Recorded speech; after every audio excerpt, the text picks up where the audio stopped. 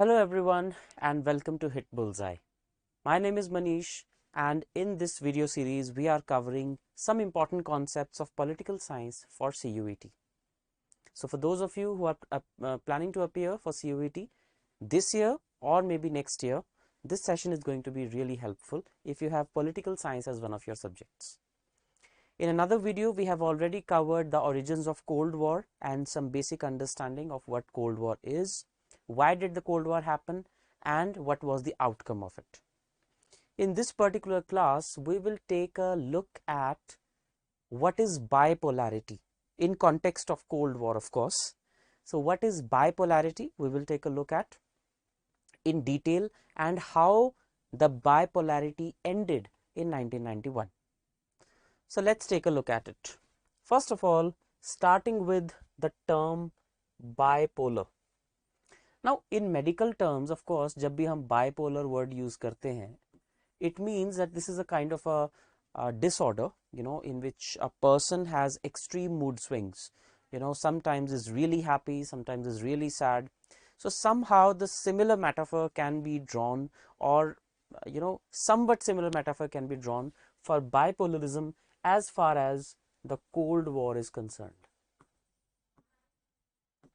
In this context, bipolarism का मतलब होता है that there are two sides to something which are at the extreme ends of the spectrum. For example, when we talk about, let's say, the political inclination of someone, when we say that someone is extreme left or someone is extreme right, although we will not be going into that, what it means, what it simply means is that if someone is a centrist or if someone is a, let's say, neutral person, तो वो थोड़ी सी left wing ideology में भी believe करते होंगे और थोड़ी सी right wing ideology में भी बिलीव करते होंगे. But a person who is to the extreme left is opposite to the person who is on the extreme right. That means the ideological gap between these two people is extreme. It is at its very ends. And this metaphor we have got from geography. Geography may, like whenever we take a good look at the globe, take a good look at the planet, we see that both the poles are at the opposite ends of this entire the sphere which we call Earth. So two poles means the two farthest possible points from each other. So that means when two points of opinion are at their farthest possible, कि उससे ज़्यादा further होना possible नहीं है, that is what we call polarism or polarization. Like we say that the society is a lot highly polarized nowadays. So what it means is that either people are really pro something or really against something. Right? So similar situation can be, similar comments can be made regarding the current political climate in India. You must have usually heard कि आजकल India में बहुत polarization हो गई है. So what does that mean is that either some people are really pro the government or some people are really against the government. So the people who are like moderate or who have a reasoned opinion on everything, that time is, I won't say gone, but those kind of people are really less in number, and people having extreme opinions either really pro the government or really against the government are very high, and in most of the cases both of these opinions tend to be wrong, because this is a rule of law, you can say, nothing in extremes, everything in moderation. Anyway, why are we talking about bipolarism here? Because during Cold War, that is from 1945 till 1991, the world was suffering from bipolarism in the sense that there were two centers of power, United States of America and the Union of Soviet Socialist Republics. So bipolarity here means that these were the two totally opposite ends of a spectrum that included the way an economy functions. So basically in दोनों countries में problem क्या थी? Because both these countries were the joint winners of the Second World War. जब Second World War हुई तो the winning countries were United States of America, USSR, Great Britain and France. These were the four winners of the war, and the losers were Germany, Italy and Japan primarily. Some other countries were also there on the winning side also, as well as on the losing side, but these were the major players. So if both USA and USSR were on the winning side, so they were like fighting together. But the thing is, if you look closely, there was no ideological inclination even here. So why were they fighting together? Because they had to fight a larger evil, fascism, Nazism. तो ऐसा नहीं था कि ये दोनों friends थे इसलिए एक तरफ से लड़ रहे थे. They were just together because they were fighting against a common enemy who was a larger evil according to them. So once the Second World War was over, they were declared the victors. After that, now that their common enemy is gone, their common enemies Japan, Italy and Germany are gone. Mussolini is dead, Hitler is dead and General Tojo is dead. So now the real rivalry comes to the fore. तो इसके बाद US और USSR की जो ideology थी वो ऊपर आनी शुरू हुई, which after which the world realized how hostile these two countries are to each other. US's ideology is that of capitalism and USSR's ideology is that of socialism. The primary difference between both these ideologies is that capitalism says that the factors of production, or let's say the means of production and the means of distribution in an economy, need not be controlled and owned only by the government. It should be allowed for the private individuals as well. Private individuals can hold property, private individuals can do their own business, private individuals are free to choose their profession. There is a freedom, there is liberty for the citizens, and there is democracy. These were the rules, like laissez-faire, you can say that there is minimal interventionism or interference by the government. So every individual is free to choose whatever they want to do and is free to hold any property or free to expand any business that the person wants to. So a lot of you can say freedom of liberty, freedom of freedom of expression, freedom of doing business and all those things. Socialism, on the other hand, believed in equality, that no matter what, equality should be there.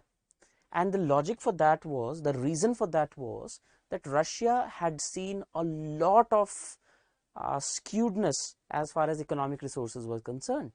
In 1917, there was a very famous what we call Russian Revolution. और Russia उसी के result से बना था, Russian revolution. Russian revolution के आने का reason ये था कि वहां के सारे रिसोर्सेज पे एक फैमिली का रूल था, right? But when the people rose in revolt against that particular family of the king had to flee and everything was captured by the people, the workers, the farmers and the poor people.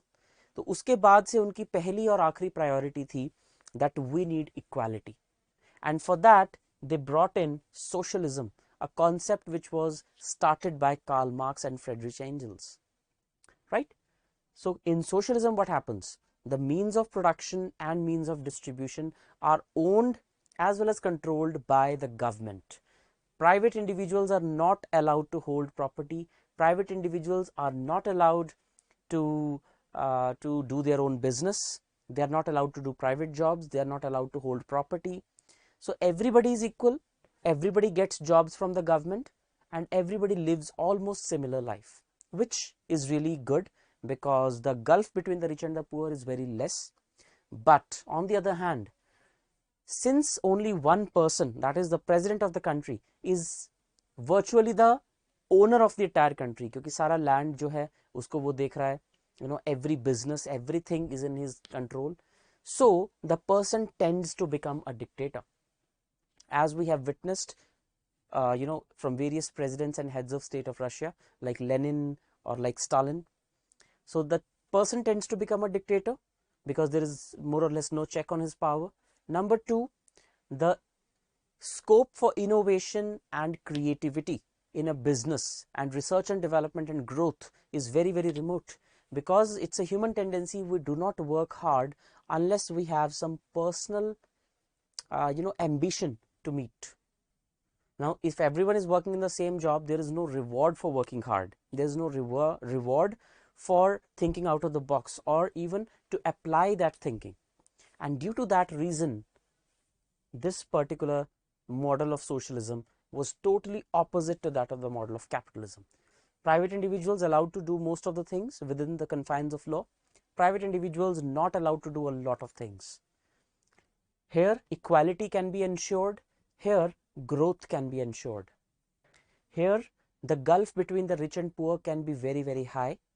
But here, the gulf between the rich and the poor will be minimal, because everybody is getting paid, everybody has the job, and everybody, no matter how efficient or less efficient he is, gets the same reward.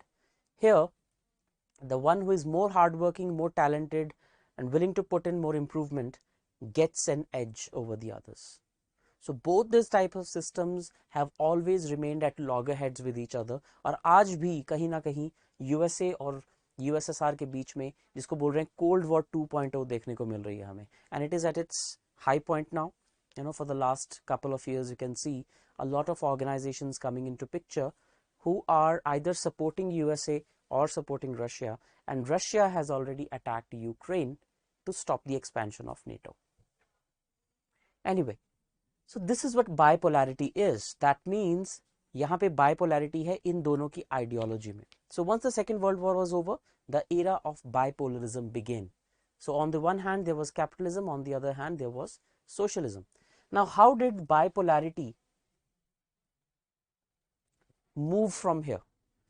So if we take a look at their ideologies first in brief, right? So capitalism versus socialism, this is what I was talking to you about. So capitalism, a concept given by Adam Smith, and Adam Smith, we also call him as the father of economics.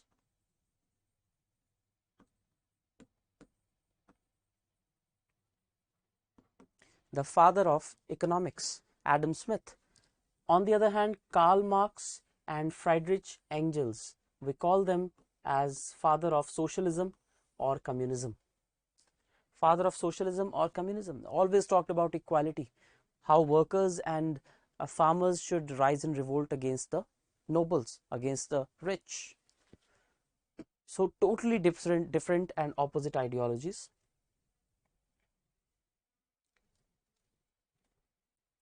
Right? So what is communism or what is socialism?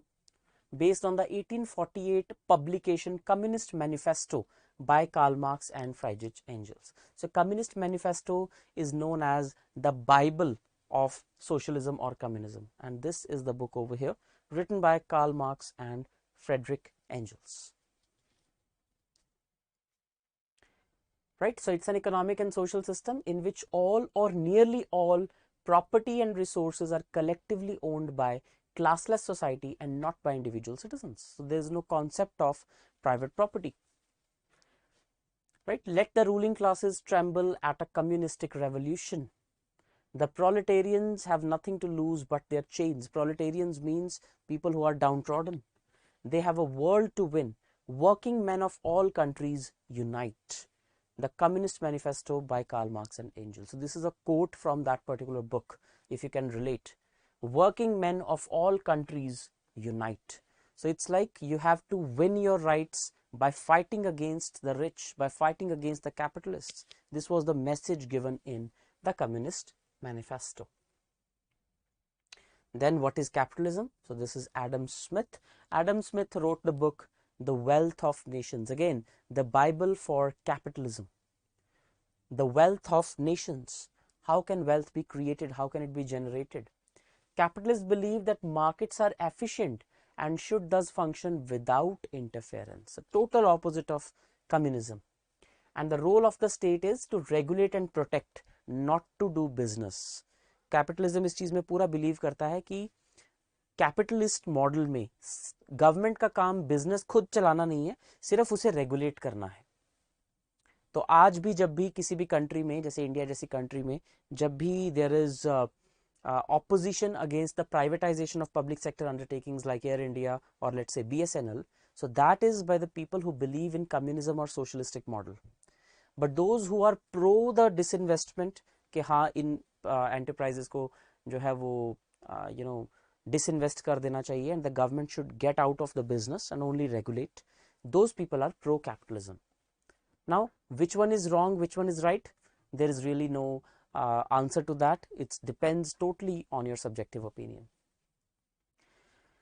So in 1776, Adam Smith had described the essential features of capitalism and how it functions, an inquiry into the nature and causes of the wealth of nations. This was the name of his book that you can see here. तो ये है बाइपोलरिज्म कि bipolarity क्या है? Bipolarity ideology से आती है. So here is summing it up. So America, free elections, democracy, capitalism, survival of the fittest, richest world power, personal freedom and freedom of media. All the classic features of capitalism.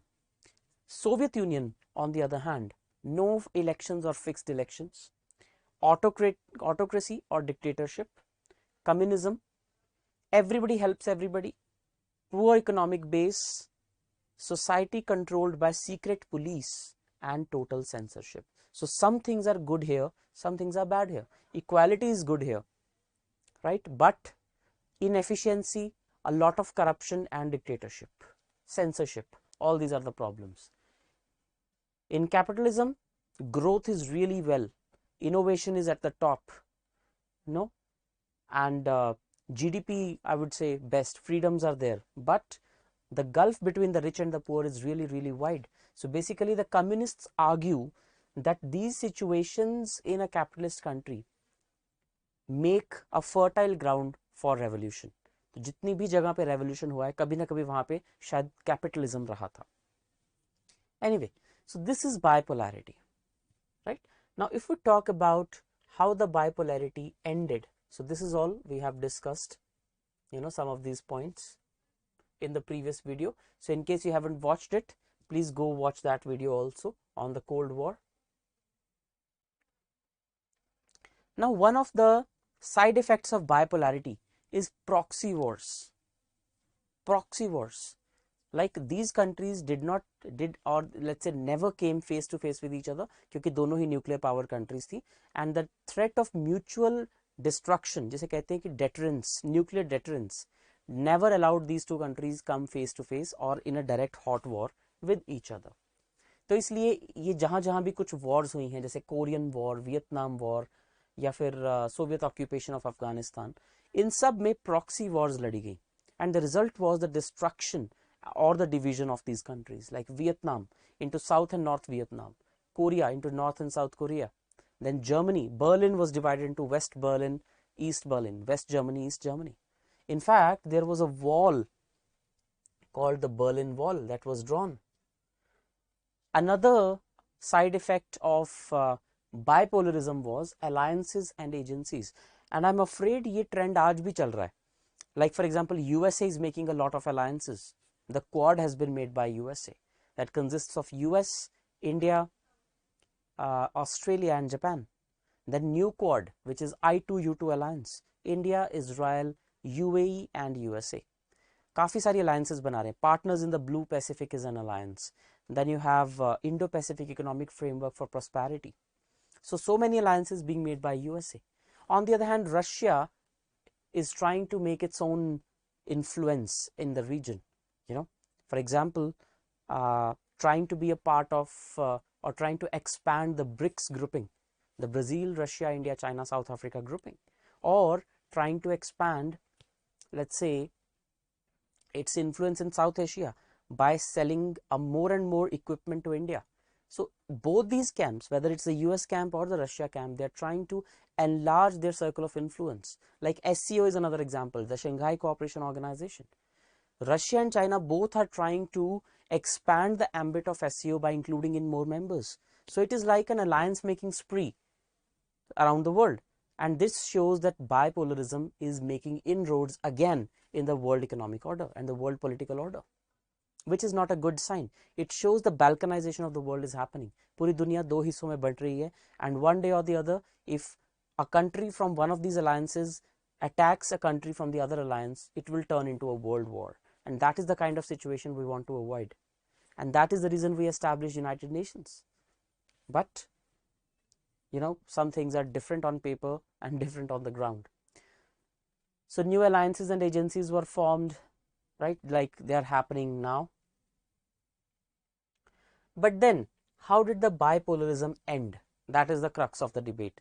Bipolarism is there, ideologies are different, there are, totally different ends of spectrum, socialism, capitalism. But how did the world war end? Now, it looks like both these ideologies were competing against each other. एक तरफ capitalism है, वो एक practical way में implement हो रही है America में, और एक तरफ socialism है जो practically implement हो रही है रशिया में. So in real world situations, we will see कि इन दोनों में से जो भी पहले collapse हो जाएगा या जो भी पीछे रह जाएगा, the other one will be declared the winner. Indirectly saying so. So actually what happened, it was the Soviet Union that collapsed. Why did it collapse? Because of all the reasons that we have done, the most important reason turned out to be the freedom and the freedom and liberty of people, number one, and number two, the economic efficiency of that particular economy.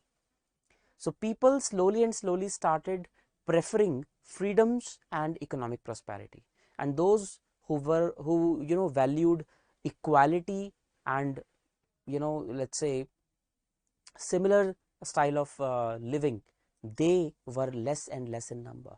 People who could compromise their liberty were less and less in number, because people realized that liberty is the most important thing. So liberty and economic growth are the features of capitalism, and that's where the world started turning in favor of capitalism. और इस तरह धीरे धीरे धीरे ऐसी situation I that the Soviet Union imploded. The term I am using is implode, not explode, because it were the internal factors, internal dissensions within USSR that led to its disintegration. And that's why when USSR was disintegrated, 15 countries came out of it. 15. It's not 2, 3, 4, 5, it's 15 countries came out of it. That means इतनी सारी countries थी जो Soviet Union का हिस्सा नहीं रहना चाहती थी. So after that they did a lot of changes also, but that is not the point. So this is the end of bipolarity. That means the capitalism in a sort won. The war got over when Soviet Union collapsed in 1991 due to huge inefficiency, huge economic losses, corruption, dictatorship, and so many other factors. When the people of the Soviet aligned countries or the eastern countries compared themselves to the western countries, the contrast was very stark, and that is why they started demanding कि हमें Soviet Union का हिसाब नहीं रहना. We want to be prosperous, we want to enjoy the freedoms just like the western people are enjoying. And that is why the Cold War ended. And this particular photograph is very famous photograph from world history. It basically is an image in the year 1989, and this is the Berlin Wall. So the year is 1989, and this is the Berlin Wall, जो कि Berlin को east और waste Berlin में divide करने के लिए बनाई गई थी. So when this wall was erected, it was in 1960s, early 1960s, ताकि ईस्ट बर्लिन वेस्ट बर्लिन से अलग रह सके.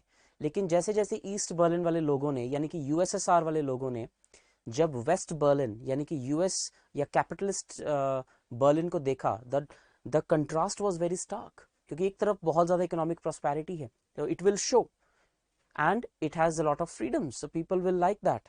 So over a period of time, the USSR imploded. People demanded that they be made, they be let's say separated from USSR or from the influence of USSR, and that's how this wall was broken. In 1989, the Berlin Wall was brought down, and that was the countdown to the end of the Cold War or the collapse of Soviet Union. तो 1989 में जब ये दीवार तोड़ी गई, तो east और waste के लोग यूनाइट हो गए. That means the people of east wanted to go to the west, not the other way around. So that in itself, तो काफ़ी सारे फॉरेन पॉलिसी एक्सपर्ट्स ये कहते भी हैं that the fall of the Berlin wall started the countdown towards the fall of the Soviet Union, because it showed that people were not liking capitalism, people were not liking socialism, and that's why they wanted to be a bit capitalist. And that was the end of bipolarity. So bipolarity, two different ideologies at the world, capitalism, socialism, they collapsed with each other, they interacted with each other, and it was the capitalism that actually won. So in the next class, what we will be discussing is how the world started becoming unipolar this point onwards. So from 1991 onwards, when the Soviet Union collapsed, now दो poles में से अगर एक pole खत्म हो जाए तो एक ही pole बचता है. So if one pole has collapsed, did the world become unipolar? Did the US exhibit its hegemony, as they say it, hegemony or dadagiri, as they call it? So we will try to find out in the next class.